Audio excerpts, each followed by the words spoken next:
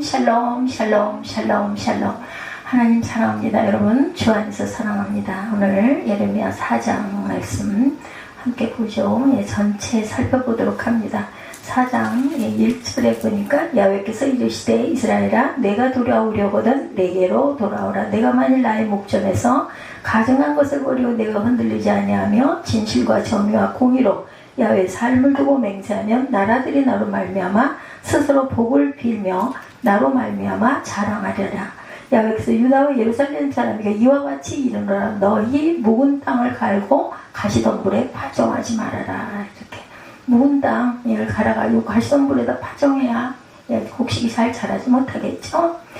하나님께서 죄를 범하고도 회개하지 않는 이스라엘 백성들이 당하게 될 화를 선포하시면서 예레미야 선지자가 앞으로 닥칠 재앙으로 인해 슬퍼하는 내용이 기록되어 있는 게 예레미야 4장 내용입니다.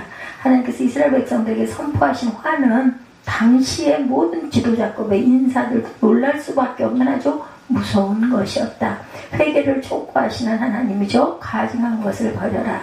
하나님께서 이스라엘 백성들에게 내게로 돌아오려거든 내가 나의 목전에서 가증한 것을 버려라. 여기서 가증하다는 것은 우상이죠. 우상 숭배. 즉 우상을 버리고 하나님께로 돌아오라는 말씀입니다. 오늘날 우상 숭배의 망상은 과거와는 좀 달라요.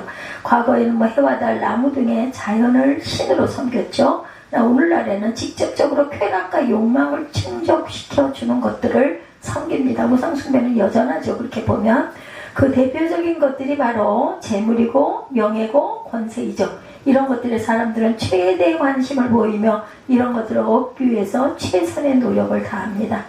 분명히 알아야 할 것은 이런 것들이 우리에게 행복과 영원한 생명을 주지는 못하죠. 이런 것들이 충분한 하나님께 대한 가증한 죄에 해당한다는 것을 우리가 알고 가야 되겠다. 그러니까 거기에 빠져서는 안 돼. 이게 필요해요. 필요악이라고 하죠. 우리가 살아가는데 기본적으로 필수적으로 필요하지만 거기에 빠져서 그게 주인공이 돼서는 안 되겠죠. 악을 버려라. 이사야 7장 15절입니다. 그가 악을 버리면 선을 대할 줄 알 때가 되면 엉긴 척과 꿀을 먹을 것이다. 이렇게 말합니다. 우상과 연합하였으니 버려두라. 호세아 4장 17절입니다. 에브라임이 우상과 연합하였으니 버려두어라. 하나님의 뜻에 전적으로 순종하라고 또한 말씀하죠. 야훼께서 유다와 예루살렘 사람에게 이와 같이 이르노라. 너희 묵은 땅을 갈고 가시덤불에 파종하지 말아라. 4절에 유다인과 예루살렘 주민들아 너희는 스스로 할례를 행하여 너희 마음가짐을 베고 나 야훼께 속하라. 그리하지 아니하면 너희 악행으로 말미암아 나의 분노가 불같이 일어나 사르리니 그것을 끌 자가 없으리라. 너희는 유다에 선포하며 예루살렘에 공포하여 이르기를 이 땅에서 나팔을 불라 하며 또 크게 외쳐 이르기를 너희는 모이라. 우리가 견고한 성으로 들어가자 하고 시온을 향하여 깃발을 세우라. 도피하라. 지체하지 말라. 내가 북방에서 재난과 큰 멸망을 가져오리라. 사자가 그 수풀에서 올라왔으며 나라들을 멸하는 자가 나왔으되 내 땅을 황폐하게 하려고 이미 그의 처소를 떠났은즉 내 성읍들이 황폐하여 주민이 얻게 되리니 이로 말미암아 너희는 굵은 배를 두르고 애곡하라. 이는 야훼의 명렬한 노가 아직 너에게 돌이키지 아니하였습니다.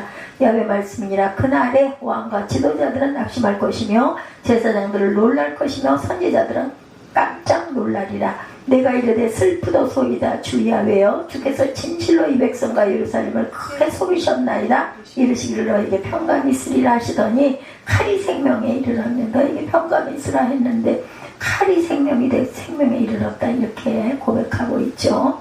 악을 버리라고 말씀하시고 우상과 연합하였으니 버려두라고 호세아 4장 17절은 말합니다. 하나님의 뜻에 전적으로 순종하라고 말씀하죠. 이스라엘 백성들이 하나님께 자신들이 죄인인 것을 인정하고 하나님의 심판을 받아들이고 그분의 뜻에 전적으로 순종할 때 이방인들도 하나님께 돌아오게 될 것이다.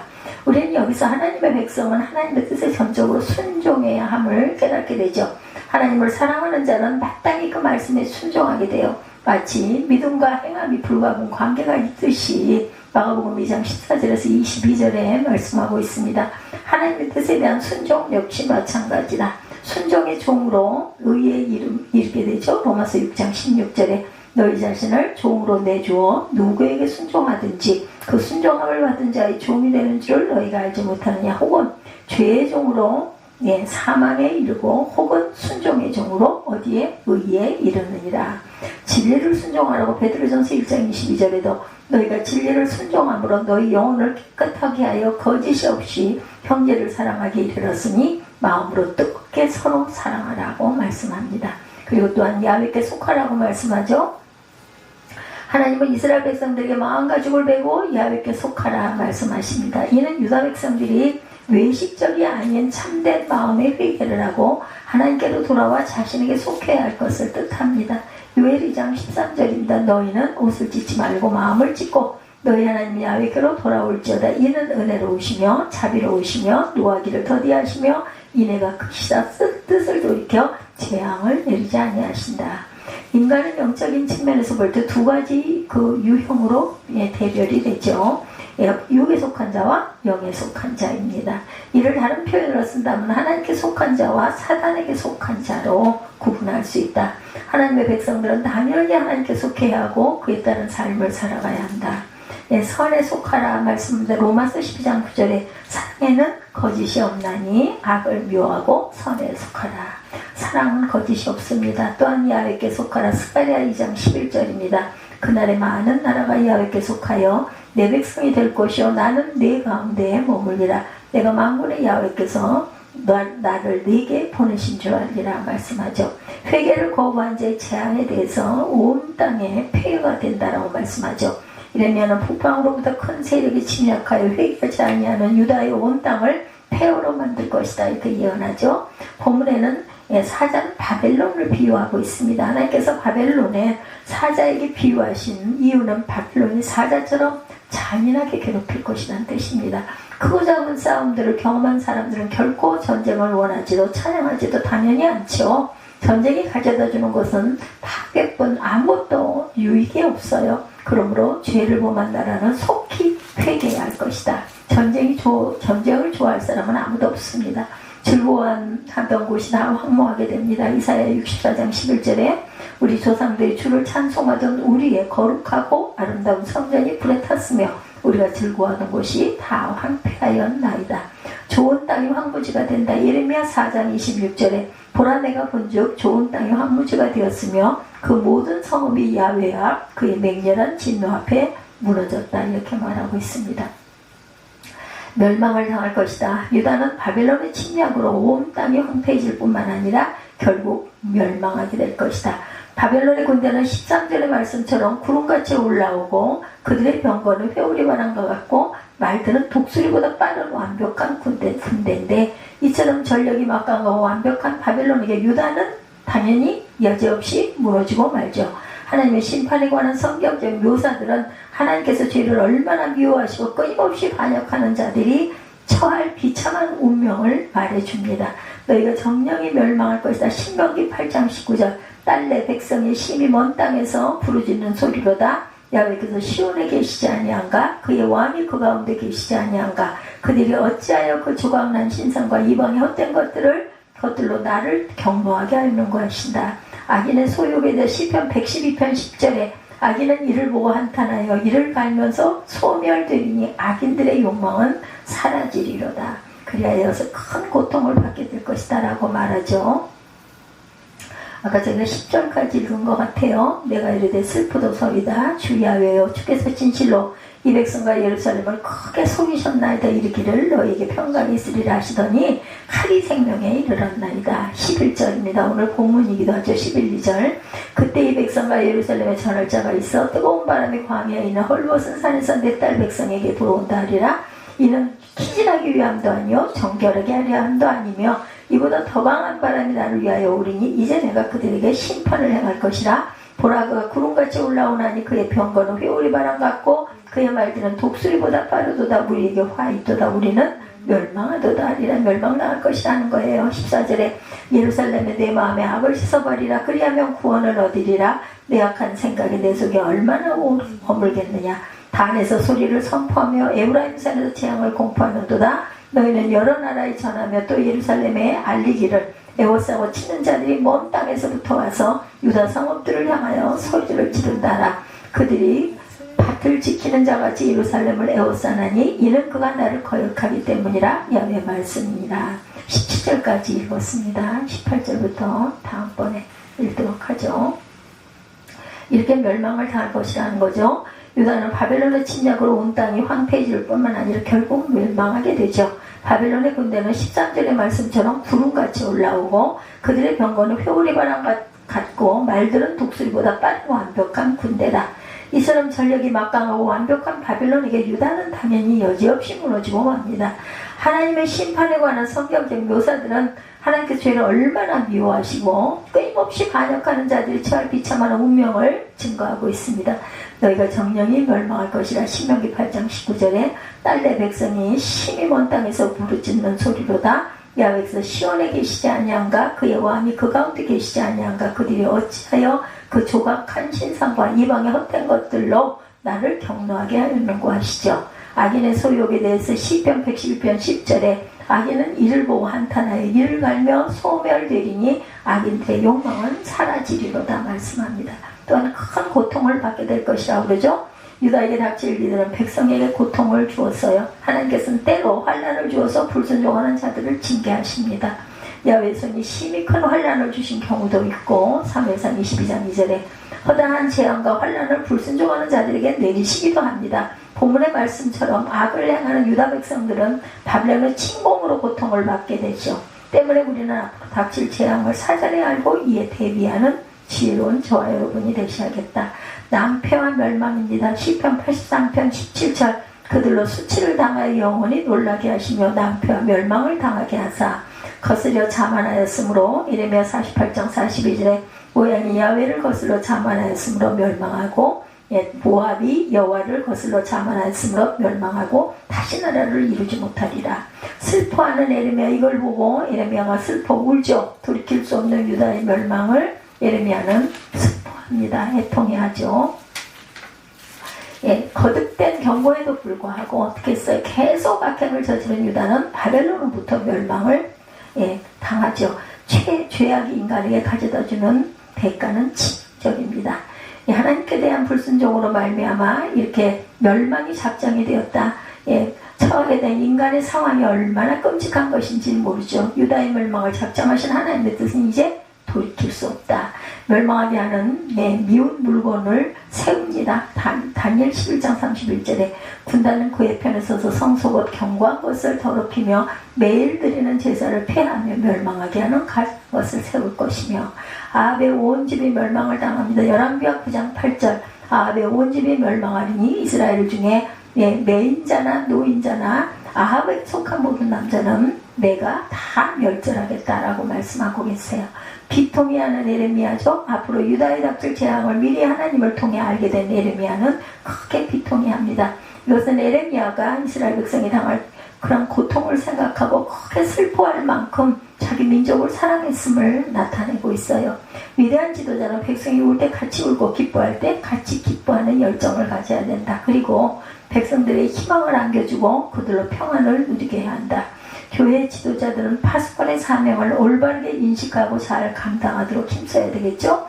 마음이 공배합니다. 예레미야 애가 1장 22절 그들의 모든 악을 주 앞에 가지고 오게 하시고 나의 모든 죄악들로 말미암아 내게 행하신 것 같이 그들에게 행하시옵소서. 나의 탄식이 많고 나의 마음이 병들었나이다. 탄식하는 소리 사도행전 7장 34절 내 백성이 애굽에서 괴로움 받음을 내가 확실히 보고 그 탄식하는 소리를 듣고 그들을 구원하려고 내려왔노니 이제 내가 너를 애굽으로 보내리라 하시니라. 답답하여 잠잠할 수가 없다고 말씀하고 있어요. 17절까지 우리 읽었죠. 18절 내 길과 행위가 이들을 부르게 하였나니 이는 내가 악함이라 그 고통이 내 마음까지 미치느니라. 슬프고 슬프다. 예레미야가 슬퍼합니다. 내 마음속이 아프고 내 마음이 답답하여 잠잠할 수 없으니 이는 나의 심령이 나팔 소리와 전쟁의 경보를 들었음이로다. 패망의 연속하여 온 땅이 탈취를 당하니 나의 장막과 휘장은 갑자기 파멸되도다. 내가 저 깃발을 보며 나팔 소리 듣기를 어느 때까지 할꼬 내 백성은 나를 알지 못하는 어리석은 자요 지각이 없는 미련한 자식이라. 악을 행하기에는 지각이 있으나 선을 행하기에는 무지하도다. 보라 내가 땅을 본즉 혼돈하고 공하며 하늘에는 빛이 없으며 내가 산들을 본즉 다 진동하며 작은 산들도 요동하며 내가 본즉 사람이 없으며 공중의 새가 다 날아갔으며 보라 내가 본즉 좋은 땅이 황무지가 되었으며 그 모든 성읍이 야훼 앞 그 맹렬한 진노 앞에 무너졌으니 야훼께서 이와 같이 말씀하시기를 이 온 땅이 황폐할 것이나 내가 진멸하지는 아니할 것이며 이로 말미암아 땅이 슬퍼할 것이며 위의 하늘이 어두울 것이다. 내가 이미 말하였으며 작정하였고 후회하지 아니하였은즉 또한 거기서 돌이키지 아니하리라 하시니로다. 이렇게 말씀하고 있어요. 그래서 22절에 내 백성은 나를 알지 못하는 어리석은 자고 지각이 없는 미련한 자식이라. 악을 행하기에는 지각이 있으나 선을 행하기에는 무지하도다. 악은 이렇게 지각에서 잘 행하면서 선을 행하는 것은 아주 무지하다고 그러죠. 보라 내가 땅을 본즉 혼돈하고 공하며 하늘에는 빛이 없고 내가 산들을 본즉 다 진동하며 작은 산들도 요동하며 내가 본즉 사람이 없으며 공중의 새가 다 날아갔으며 내가 본즉 좋은 땅이 황무지가 되었으며 그 모든 성비 야훼 앞 그의 맹렬한 진노 앞에 무너졌으며 야훼께서 이와 같이 말씀하시기를 이 온 땅이 황폐할 것이나 내가 진멸하지는 아니할 것이다. 이로 말미암아 땅이 슬퍼할 것이며 위의 하늘이 어두울 것이나 내가 이미 말하였으며 작정하였고 후회하지 아니하였은즉 또한 거기서 돌이키지 아니하리라 하셨음이로다. 이렇게 말씀하고 있어요. 그래서 답답하여 잠잠할 수가 없다 그러죠. 예레미야 선지자는 자신의 마음이 답답하여서 잠잠할 수가 없다. 이는 유다 백성들이 미련해서 하나님을 알지 못하고 선에는 무지하고 악에는 지각이 있었다라는 거예요. 악을 행하기에는 아주 지각이 있었다.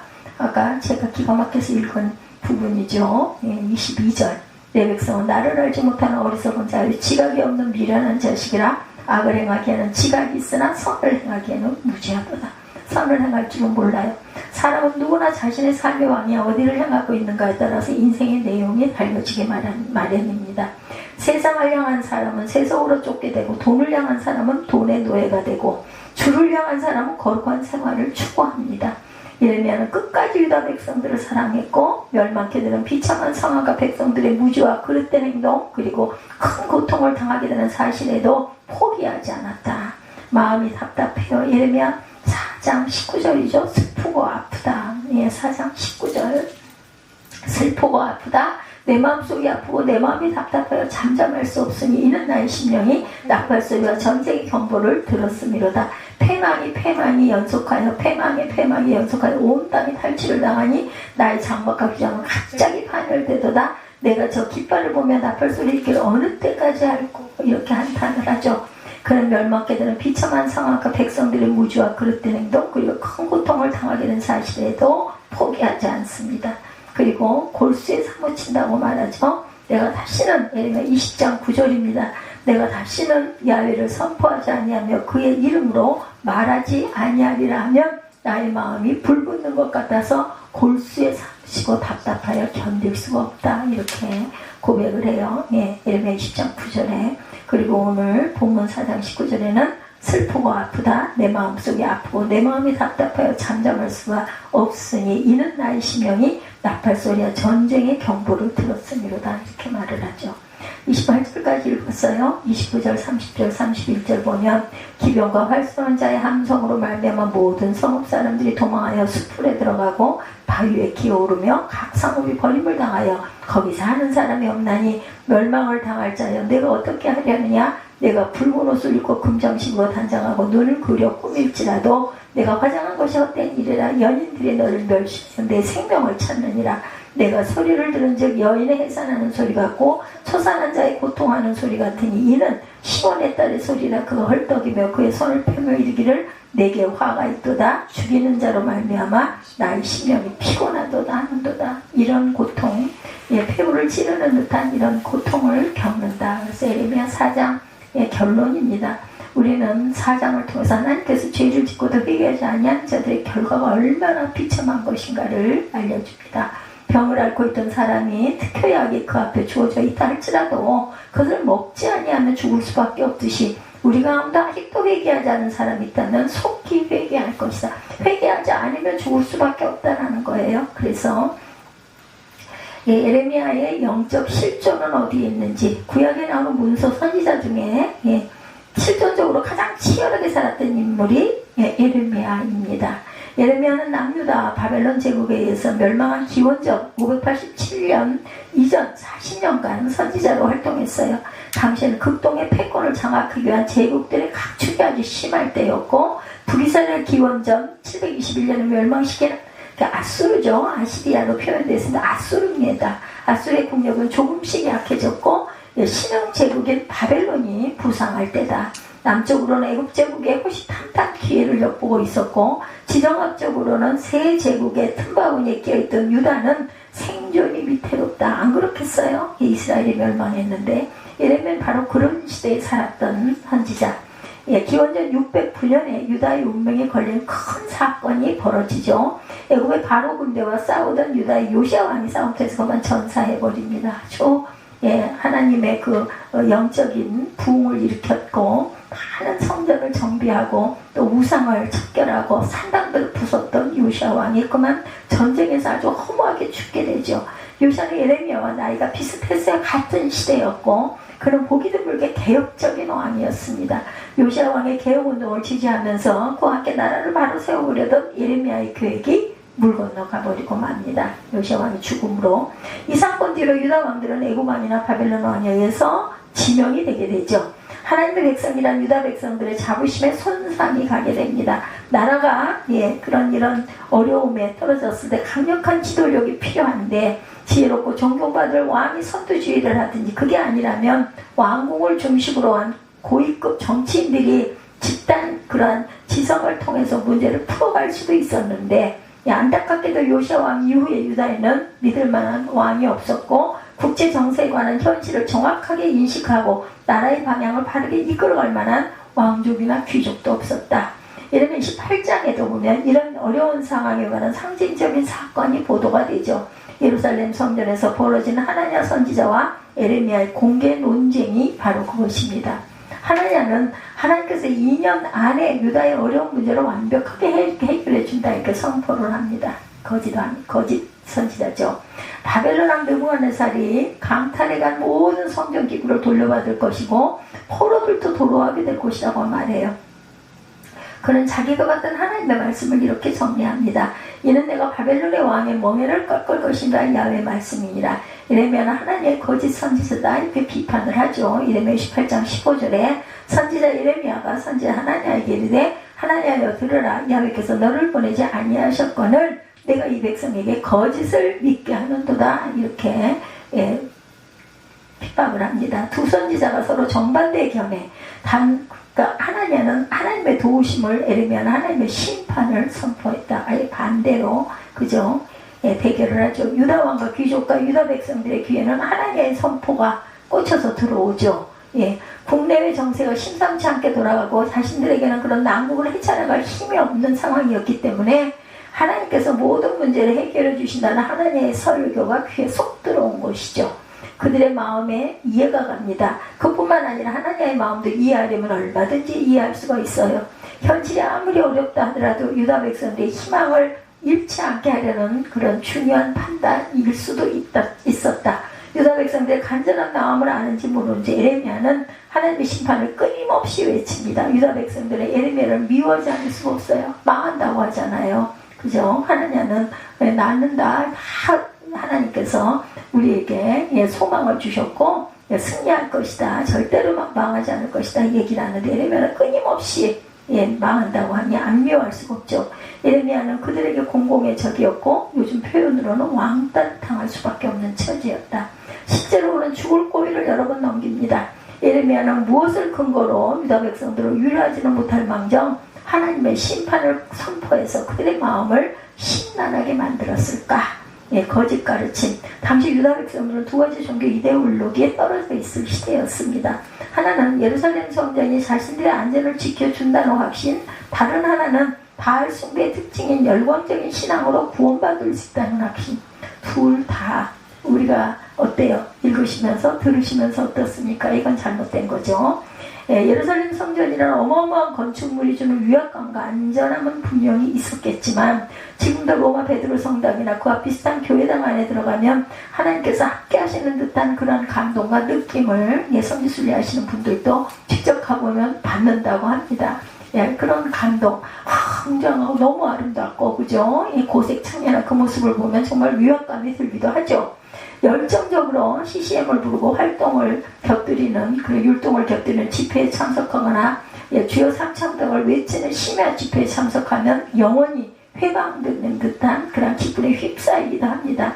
일종의 심리적인 카타르시스를 경험하죠. 그런 경험을 무조건 뭐 잘못됐다라고 생각할 것은 아닙니다. 젊은이들이 어떤 그 쇼를 즐기면 현실과 비슷한 효과를 어떻게 보면 얻을 수 있고 거기서 만족감을 느끼기도 하고 위로를 받을 수도 있긴 할 것인데, 그런 경우는 아무리 즐거워도 한순간일 것이다. 이전 투구처럼 돌아가는 세상 안으로 들어오면 요즘 젊은이들은 용어로 헌타가 옵니다. 헌타라고 한다고 합니다. 예레미야가 볼 때 예루살렘 성전의 절대화와 열광적 신앙 안으로 몰입함으로 현실을 외면하게 만드는 하나님의 거짓 그 선지자의 사입이었다라는 것이죠. 하나님의 선지자를 비롯한 유다 왕과 귀족과 백성들의 운명이 어떨지도 예레미야의 눈에는 불보듯이 분명하게 보입니다.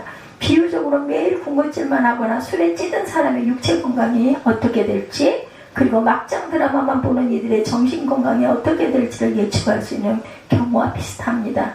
그런 삶에 각각의 심판이 기다린다고 말해도 되죠. 당시 유다 백성들이 이상한 사람들이라고 절대로 생각할 것이 아닌 것은 그들의 인격과 교養과 삶 됨됨이가 수준 이하도 아니었어요. 본래 사람의 판단력이 그렇게 대단치가 못하죠. 사람의 이성도 그렇게 단단하지는 않습니다. 감정에 치우치기도 하고 개인적인 탐욕을 정당화하려고 거짓 논리 안으로 쉽게 빠져들기도 합니다. 자신을 너무 믿지 않는 게 오히려 지혜로울 수도 있었어요. 저 자신을 전적으로 자신을 믿는 사람들이 얼마나 되겠습니까? 내가 옳다고 생각하는 것이 잘못될 수도 있다는 것을 우리는 늘 염두에 두고 있죠. 그러면서도 겉으로는 평정한 척할 때도 많습니다. 특히 어떤 절박한 상황에 떨어지는 최소한 판단력, 자제력이 무너지게 되죠.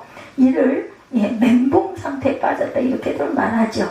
사람에게는 누구나 이런 위기들이 있습니다. 이를 피하기 위해서라도, 또는 거기 빠져서 나오기 위해서라도 생명의 기준적인 하나님 말씀에 가까이 가는 게 최선입니다. 예레미야가 하나님의 심판을 설교하면 설교할수록 사람들의 마음은 예레미야에게서 멀어집니다. 예레미야가 처한 상황은 아주 절망적이었고 보통 사람 같으면 선지자 역할을 그만두고 운둔해버리고 말았을 것인데, 그는 원래 제사장 출신이라서 어디 가도 단란한 가정을 꾸리려면 잘 먹고 잘 살 수도 있었다고 그래요. 상당한 정도의 재산도 있었다고 합니다. 그런데 예레미야 16장 1절 이하에 따르면 예레미야는 결혼하지 않았다고 합니다. 평범한 일상을 유지할 수 없을 정도로 예레미야의 영혼이 절박했다는 거죠. 보통 사람으로서는 견뎌낼 수 없는 상황 가운데서도 예레미야는 기원전 587년 유다가 바벨론 포로로 잡혀갈 때까지 하나님 말씀을 전합니다. 아주 고독한 항구와 몸부림 그러한 길을 선택해서 가는 거죠.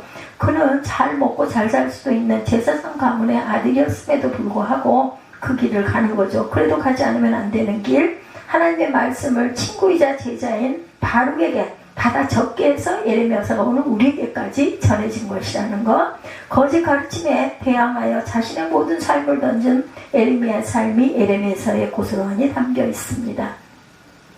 거짓 안도감, 하나님의 백성이나 자처하는 유다 백성은 왜 거짓 가르침에 쉽게 넘어갔을까? 왜 값싼 위로에만 귀를 기울였을까요? 위로받고 싶어서 그렇겠죠? 앞이 암담하니까. 예레미야의 대답은 아주 간단했어요. 하나님을 제대로 알지 못했다라는 데 있습니다. 오늘 본문 예레미야 4장 22절에 보면 내 백성은 나를 알지 못하는 어리석은 자요 지각이 없는 미련한 자식이라 악을 행하기에는 지각이 있으나 선을 행하기에는 무지하도다. 저도 본문을 읽으면서 이 말씀에 꽂혀서 여러 번 반복해서 읽었습니다. 앞에서 예레미야와 하나냐는 논쟁에 관해서 설명하면서 예레미야가 보기에는 하나님의 모든 문제를 해결해 준다는 하나냐의 주장이 거짓말인 이유는 유다 백성에게 거짓을 믿게 한 것이다 이렇게 말씀하고 있습니다. 거짓을 믿게 한다는 말은 거짓 안도감에 떨어진다라는 뜻이고, 사람이 거짓 안도감에 떨어지면 무엇이 실제로 생명 충만인지, 무엇이 영혼의 자유인지를 생각하지 않게 됩니다. 무엇이 선이며 악인지, 무엇이 정의이며 불의인지 또한 생각하지 않습니다. 무엇이 생명을 살리는 일이며 무엇이 죽이는 일인지도 생각할 마음도 생기질 않아요. 우리 후손을 위해서 지구 생태계를 어떻게 훼손시킬 것인가를 생각하지 않고 자신의 소비 중심적인 삶의 태도를 유지하면서 무신경하게 살아가는 것과 같다. 영적인 긴장감이 없는 것, 그것을 일상용어로 바꾸면 매너리즘이라고 하죠. 현대인들도 일상의 반복 가운데 삶의 매너리즘에 떨어지곤 합니다. 살아있다는 사실을 신비를 느끼지 못해요. 삶의 방향에 관해서도 생각하지 않습니다.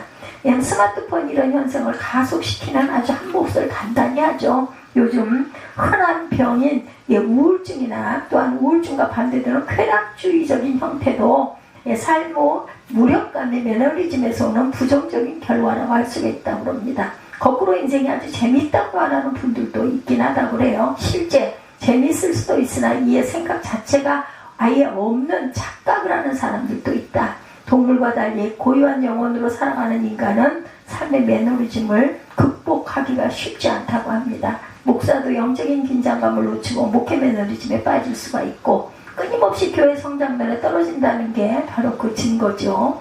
일반 신자들의 교회 생활도 마찬가지. 멋진 현대식 교회당과 파이프 오르간과 성가대와 유명한 목사와 대형 마트처럼 온갖 종류의 유사 종교 프로그램, 구제와 봉사활동, 심지어 부부 클리닉이나 노인 여가활동 프로그램으로 기독교 교회나 가득한 교회에 나간다는 사실 하나도 그런 것으로 만족해하는 사람들도 너무나 많다.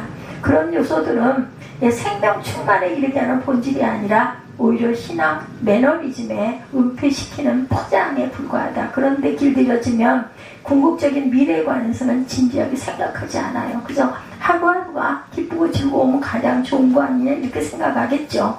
하나님의 복을 받아서 행복하게 살다 죽으면 하늘나라에 가서 영원하게 행복하게 지낼 것이라는 막연한 생각들로 포장을 합니다. 늙은 부모와 죽음에 관해서 진지하게 대화해 보신 적은 있으신가요? 죽음과 그 이후 문제에 관해서 진지하게 대화하는 부부는 또한 얼마나 될까요? 20살인 1973년 서울 신대원에 입학을 하신 분의 말씀입니다. 신학생, 전도사, 부목사, 담임목사로 산 세월이 교회를 은퇴하는 올해로 50년째가 되셨다고 그래요. 평생 신학책을 끼고 살았고 신학과 그리스도의 영성에 관한 책을 수십 권 썼고 신학생을 가르친 세월도 상당히 되신 분이라고 하는데 그는 아직도 갈 길이 멀다는 생각을 하신다고 합니다. 하나님을 더 알고 싶고 이제 자신의 구원과 직결되어 있기 때문에 마지막 가는 그 길 50년 동안 생활을 했으니 최소한 70은 넘으셨겠죠. 예를 들어서 나는 알파와 오메가라 이전에도 있고 전에도 있었고 장차 올 자여 전능한 자라. 계시록 1장 8절의 말씀은 무슨 뜻인지 깊이 알고 싶으시다고 합니다. 현재는 거울로 보는 것 같이 희미하나 그때는 얼굴을 맞대어 볼 것이요. 고린도전서 13장 12절이죠. 바울의 진실도 더 깊이 알고 싶다고 하세요. 신구약 성경이 말하는 태초와 우주 물리학이 말하는 빅뱅이 어떻게 연관되는지 철학적으로 말하는 정신과 성경이 말하는 그 영의 관계가 또한 무엇인지도 더 깊이 알고 싶으시다고 합니다. 궁금한 게 나이가 더 먹어갈수록 세월이 더 갈수록 점점 더 많아지신다고 그래. 이분은 성경에는 내가 아는 것보다 모르는 게 훨씬 더 많죠. 그분 또한 그렇게 말씀합니다. 이런 궁금증에서 우리는 모든 설교가 출발을 하죠. 아담으로 지금까지 교회에 남긴 이분은 설교문이 1000편 가까이 된다고 그래요. 앞으로도 또한 1000편은 더 남기고 돌아가고 싶다. 그러한 소망을 말씀을 하십니다. 그런 여러 가지 아카데미 사이트에 들어가 보면 지금보다도 훨씬 늙은 자신이 쓴 그 설교문들을 많이 볼 수가 있을 것이다. 수십 년 후에 그런 90살에도 새로운 설교를 할 수 있을지 20년 후가 기대가 된다. 이런 말씀을 합니다.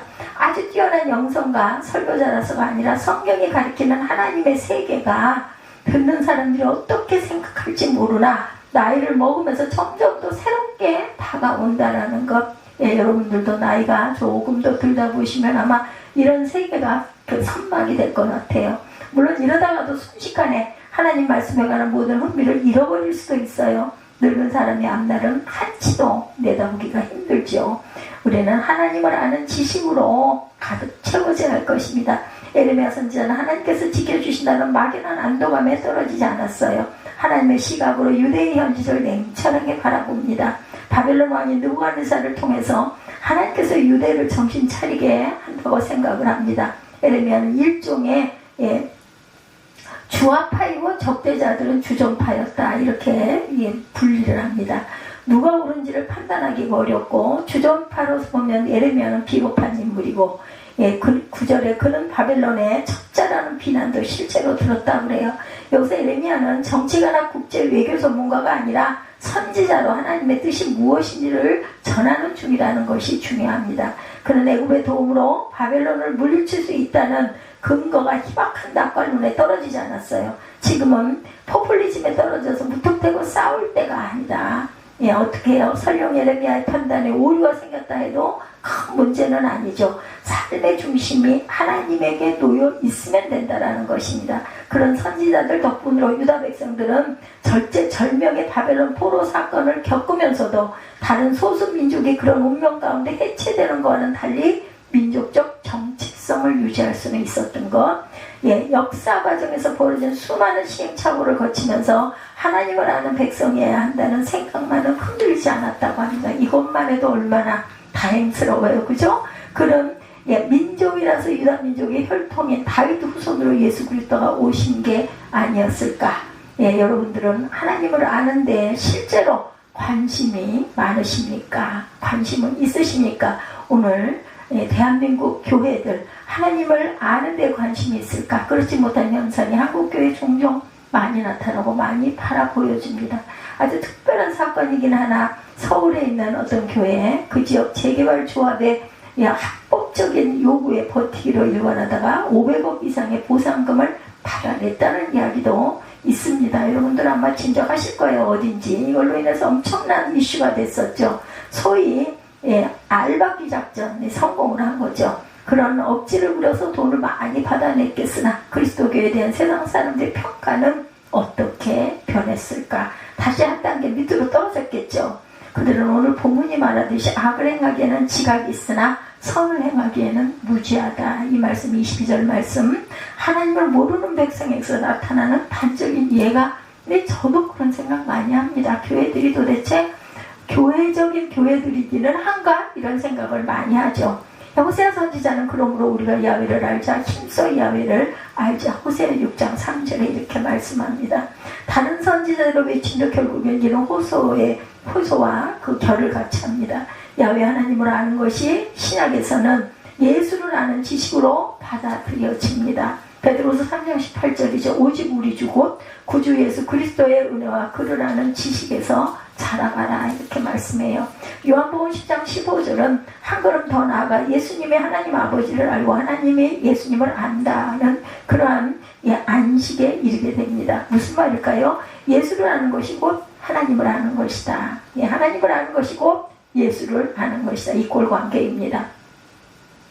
저는 예수님이 왜 그리스도이시면서 살아계신 하나님의 아들인지를, 그리고 예수 그리스도를 믿음으로 왜 그렇게 된다는 것인지를 실질적으로 더 깊이 알고 싶습니다. 그의 사랑 안으로, 그의 하나님 그런 경영 안으로 더 깊이 들어가서 하나님과 합되는 그런 영적인 하나님의 귀한 그 감동을 받고, 그것으로 인해서 우리의 삶이 평강하고 하나님의 나라가, 말씀이 더 새로워지는, 그래야 우리 영이 새롭게 변화되고 내 주에 내 가까이 있는 이웃들에게 그것을 온전하게 증거하고, 단 한 사람만이라도 온전하게 하나님을 믿고 말씀 속에 깊이 몰두할 수 있는 그런 믿음의 자녀들이 되시기를 주님의 이름으로 축복합니다. 결단하시고 기도하시고 축도로 예배를 마치도록 합니다.